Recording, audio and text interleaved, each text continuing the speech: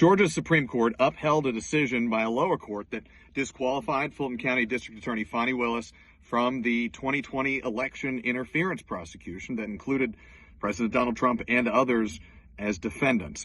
So what does that mean for the remainder of this case? It's a little complicated, it's a little wonky, but it is a big deal in a really big deal case here in Georgia. We're going to break it down. There's going to be a couple sort of legal back of the house ticky-tack things that happen first.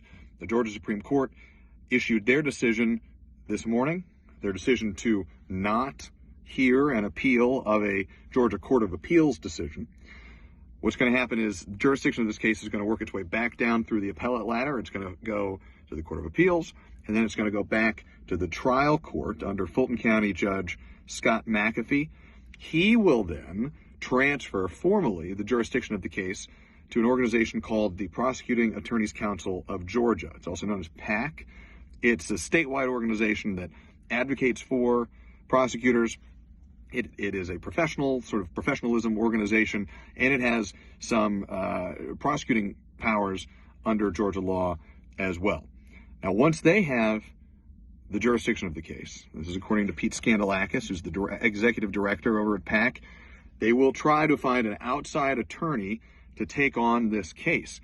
First, typically, they look for other DAs' offices to take the case. They can also look for solicitors or private attorneys as well.